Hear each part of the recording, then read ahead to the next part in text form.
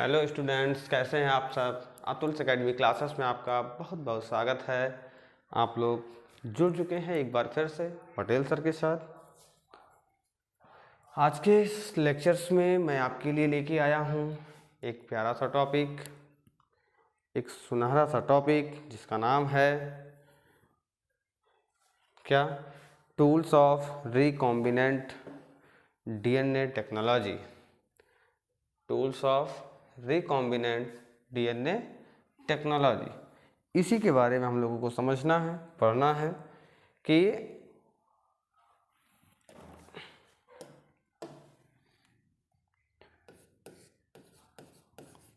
Tools of recombinant DNA technology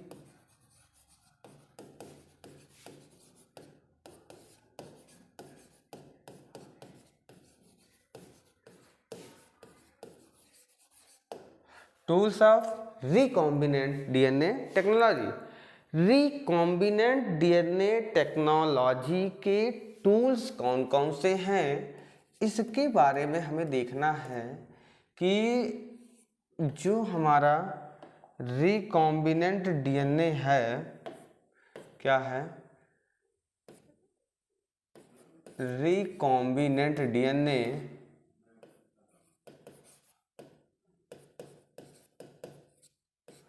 recombinant जो DNA technology है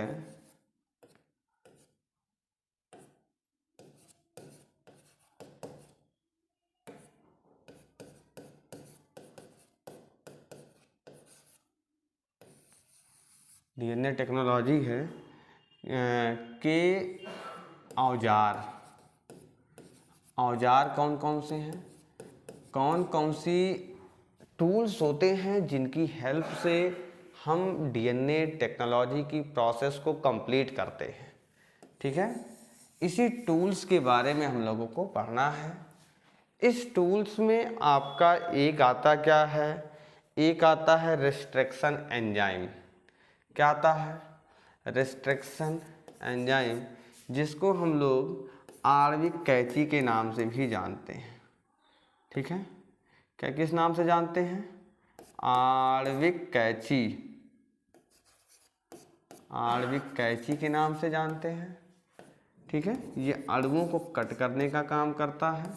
इसको हम लोग इंग्लिश में restriction enzyme,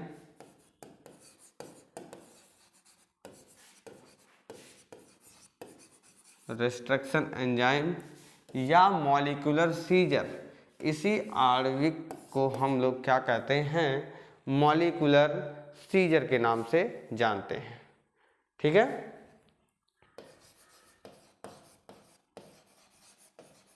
molecular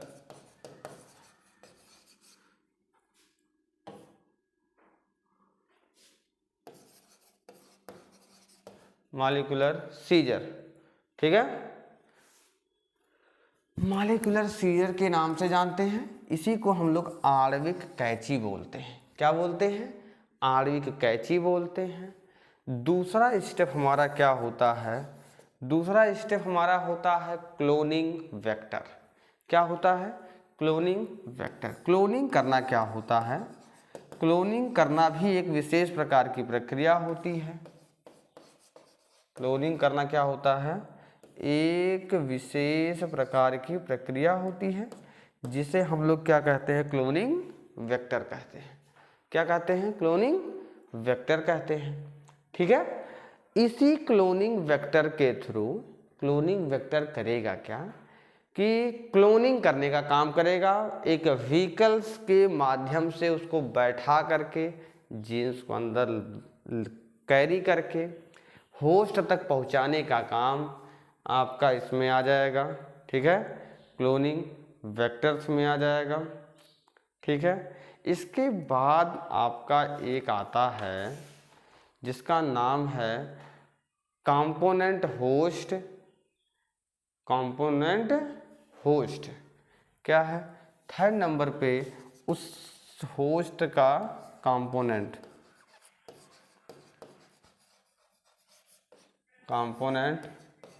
component host. ठीक है, कंपोनेंट होस्ट के नाम से जानते हैं। एक हमारा ये हो गया, एक हमारा ये हो गया, एक हमारा ये हो गया। टोटल मिलाकर के 3 चीज़ें हमें इसमें पढ़नी हैं कि तीनों का वर्क क्या क्या होता है, वर्क के बारे में हम लोगों को जानना है, समझना है। ठीक है, सबसे पहले हम स्टार्ट करते हैं कहाँ से, मॉलिक्यूलर कैची से, जिसको हम लोग क्या कहते हैं, मॉलिक्यूलर सीजर्स या रिस्ट्रक्शन एंजाइम्स। यहाँ से स्टार्ट करते हैं। ये आप लोग बहुत अच्छे से इसको देख रहे होंगे कि किसी भी रिकॉम्बिनेंट डीएनए को बनाने से पहले ये आपका क्या है, action of restriction enzyme. Restriction enzymes में my dear students, restriction enzymes में आते कौन कौन सी चीज़ें हैं, पहले इसको हम देखेंगे कि ये एंजाइम क्या करता है, कट करने का काम करता है। ये एंजाइम जो हमारा रिस्ट्रक्शन एंजाइम होता है, चलिए आइए पहले इसको रिस्ट्रक्शन को देख लेते हैं, फिर इस डायग्राम में आकर के हम समझेंगे। पहले इसको देख लेते हैं कि ये है क्या। ठीक है, कौन कौन सी प्रोसेस के अंदर होती हैं। ठीक,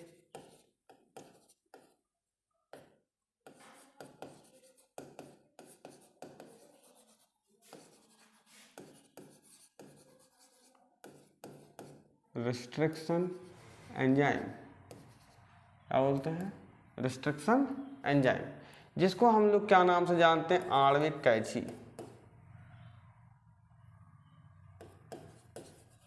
आणविक कैची के नाम से जानते हैं, आणविक कैची के नाम से जानते हैं। ठीक है, अब ये आणविक कैची बनेगी कैसे, आणविक कैची की प्रक्रिया कैसे होगी। इस आणविक कैची में आपका ये रिस्ट्रक्शन एंजाइम्स में ये डीएनए को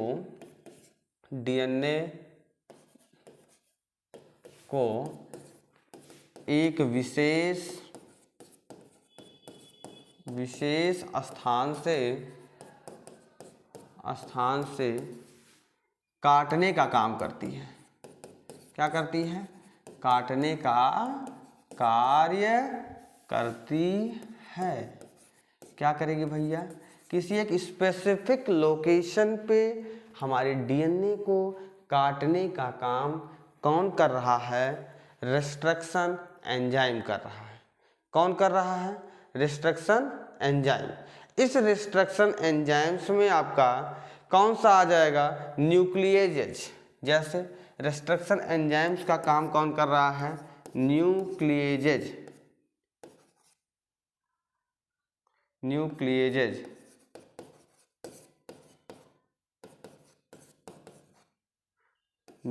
हो गया। ठीक है, न्यूक्लिएजेज जो होता है एंजाइम, ये एक प्रकार का न्यूक्लियस को कट करने वाला एंजाइम है। ठीक है, क्या करने का, कट करने वाला है। ये डीएनए को क्या करता है, स्पेसिफिक लोकेशन से काटने का काम करता है। सबसे पहले 1963 ईस्वी में, कब भैया, 1963 ईस्वी में इचेरिया कोलाई एक प्रकार का बैक्टीरियम है।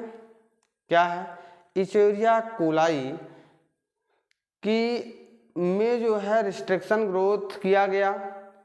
ठीक है, रिस्ट्रिक्शन ग्रोथ जो है आपका बैक्टीरियोफेज था, डाला गया इन कोलाई में आइसोलेटेड के फॉर्म में। ठीक है, और इसमें क्या किया गया, एक मेथिल ग्रुप डाला गया डीएनए के ऊपर। ठीक है, और वो चीज़ें डीएनए हमारी कट हो गई। ठीक है, ठीक, एक एंजाइम जो है जोड़ने के लिए क्या डाला जाता है, मेथिल ग्रुप टू डीएनए। 1963 में इचेरिया कोलाई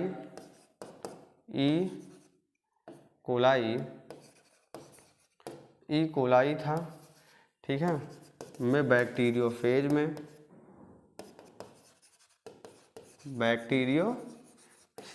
में डाला गया। क्या किया गया, डाला गया, बैक्टीरियोफेज में डाला गया।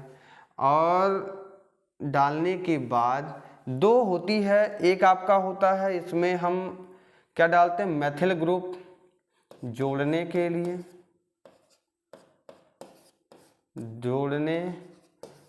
होता है। डीएनए में हमारा क्या होता है, मेथिल ग्रुप।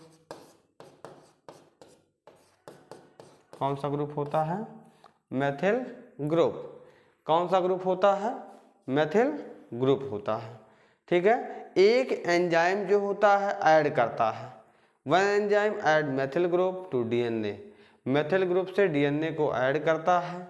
एंड दूसरा अदर रिस्ट्रिक्शन एंडोन्यूक्लिएज क्या करता है, काटने का काम करता है। काटने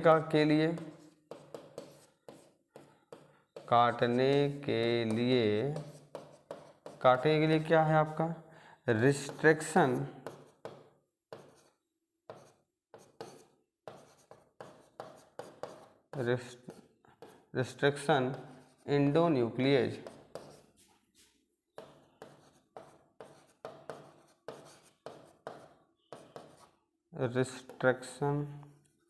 एंडोन्यूक्लिएज। ठीक है, रिस्ट्रिक्शन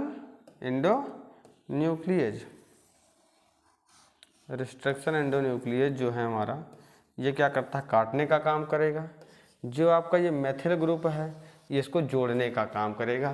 दो विशेष प्रकार की क्या होती है, पाई जाती है आपकी एंजाइम्स, रिस्ट्रिक्शन एंजाइम्स की बात कर रहे हैं। रिस्ट्रिक्शन एंजाइम्स में बहुत सारे एंजाइम्स होते हैं। ठीक है, लगभग जो है 900 रिस्ट्रिक्शन एंजाइम्स बना लिए गए हैं। किससे, 230 स्ट्रेन्स ऑफ बैक्टीरिया, 230 बैक्टीरिया की सहायता से, किसकी सहायता से, 230 बैक्टीरिया की सहायता से, की हेल्प ले करके टोटल 900 रिस्ट्रिक्शन एंजाइम्स क्या कर लिए गए हैं, आपके प्रिपेयर कर लिए गए हैं अभी तक। And according to NCERT data, NCERT के डाटा के अकॉर्डिंग ये सारी चीज़ें आपकी स्ट्रेंड की जा चुकी हैं। ठीक है, इसका नेम भी दिया जाता है। जो सबसे पहला हमारा क्या आया, जो इसमें फर्स्ट लेटर होता है वो जीनस को इंडिकेट करता है, जो सेकंड लेटर होता है सेकंड वर्ड का वो आपके स्पीशीज को इंडिकेट करता है। ये जीनस स्पीशीज के बारे में तो आप लोगों ने बहुत पहले ही पढ़ा था। ठीक है, बहुत पहले इसको जाना था और पढ़ा था। आइए हम आपको दिखाएं कि कौन कौन से टाइप्स होते हैं रिस्ट्रिक्शन एंजाइम्स के। टाइप्स ऑफ रिस्ट्रिक्शन एंजाइम क्या होते हैं, types of restriction enzyme, types of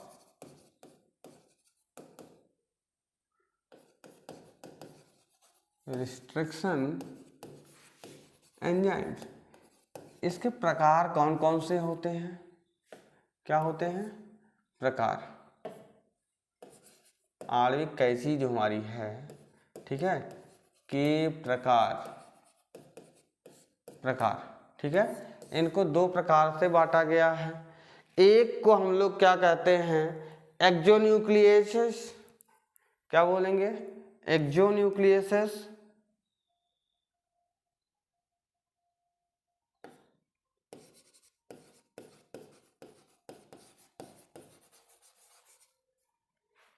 और दूसरा हमारा क्या है, एंडोन्यूक्लियेजेस।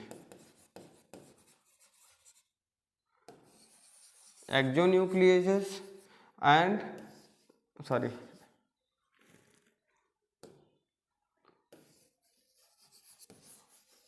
एक आपका क्या है, एक्सोन्यूक्लियेजेस है और दूसरा क्या है, एंडोन्यूक्लियेज। एक्सो मतलब होता है बाह्य, ठीक है, बाह्य तरीके से कैसे उसको कट करेगा, कैसे उसको आइडेंटिफाई करेगा।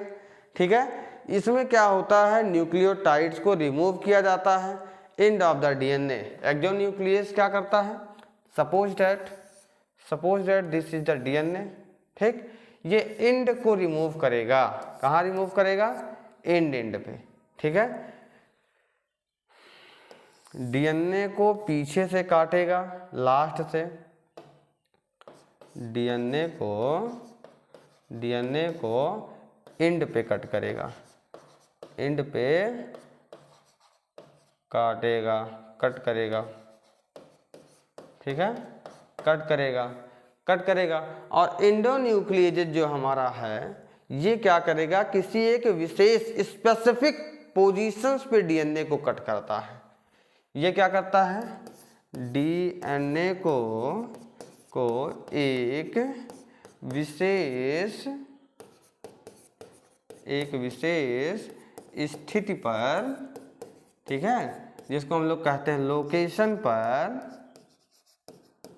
लोकेशन पे क्या करता है, सेट करता है।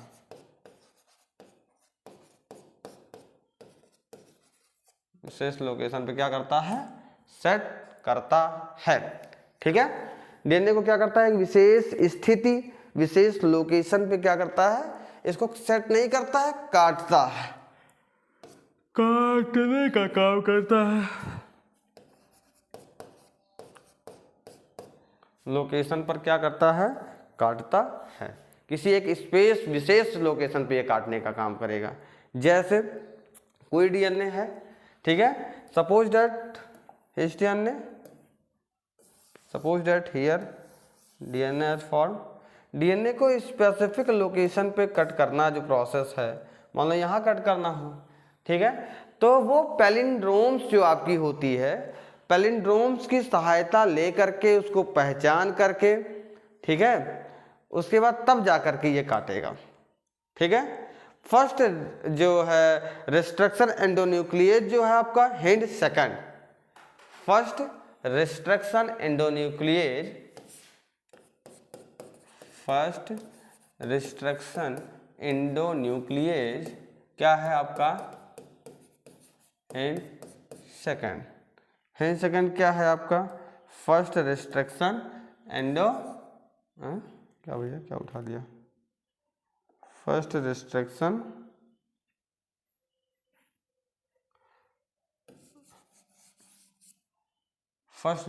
क्या है आपका, एंडोन्यूक्लियेज। फर्स्ट रिस्ट्रक्शन एंडोन्यूक्लियेज यहाँ पे पाया जा रहा है, ठीक है। हिंड सेकंड जो है आपका फर्स्ट रिस्ट्रक्शन एंडोन्यूक्लियेज के नाम से जाना जाता है। क्लियर?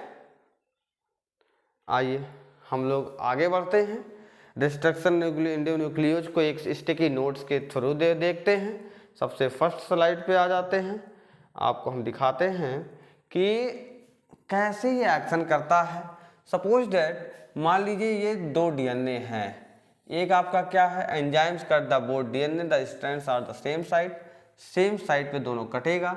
ये आपका वेक्टर डीएनए होता है। वेक्टर मीन्स क्या होता है, ले जाने वाले डीएनए को वेक्टर डीएनए कहते हैं, ठीक है, वेक्टर डीएनए। फॉरेन डीएनए मतलब जहां पर ले जाते हैं, बाहर से लाए गए जीन्स को हम क्या कहते हैं, फॉरेन डीएनए कहते हैं, ठीक है। अब इसमें क्या होते हैं, बहुत सारे न्यूक्लिक एसिड प्रेजेंट्स होते हैं जिसको कोडान के नाम से जानते हैं। देखिए GC लिखा है। ग्वानिन हमेशा साइटोसिन के साथ ही प्रेजेंट होगी, उपस्थित होती है। एडेनिन हमेशा थाइमिन के साथ होती है। तो जहाँ A है वहाँ नीचे T है, जहाँ T है ऊपर, यहाँ नीचे A है, T है तो नीचे A है, यहाँ साइटोसिन है तो नीचे आपका क्या हो जाएगा, ग्वानिन हो जाएगा, ठीक है। तो आपकी ग्वानिन साइटोसिन की प्रक्रिया जो है लगातार इस तरीके से सेट हो जाती है। सेट होने के बाद अब इनमें क्या होता है, एक इकोराई मीन्स क्या होता है, ठीक, आपकी escherichia coli are first, escherichia coli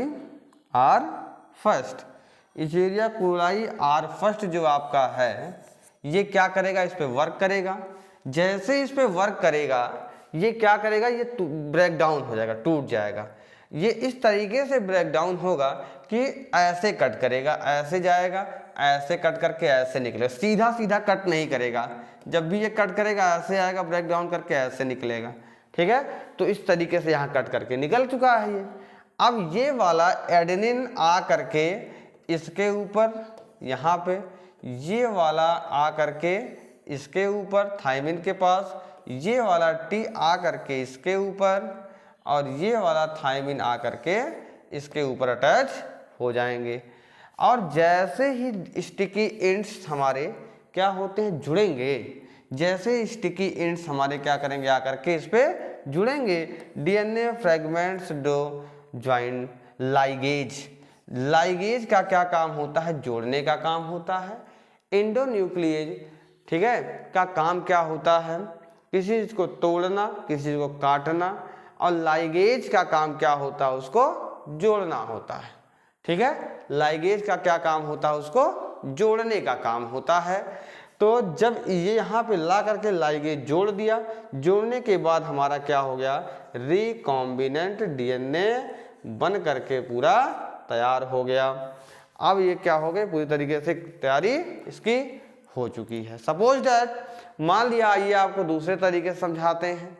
मान लिया अगर नहीं समझ में आया होगा तो आइए हम दिखाते हैं आपको कि किस तरीके से हमारा फॉरेन डीएनए किसी वेक्टर प्लाज्मिड में कैसे इंटर करता है, प्लाज्मिड में इसकी एंट्री कैसी होती है।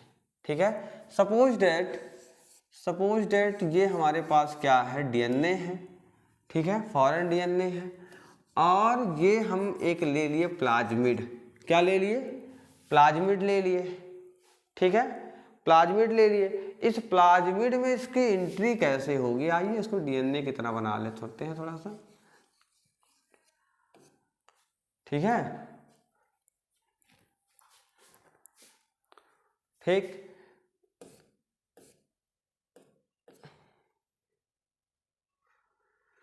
ये चीज प्रोसेस हो गई। ठीक है, अब इस प्रोसेस में क्या होगा कि जैसे मान लीजिए कि फॉरेन डीएनए है, माय गॉड,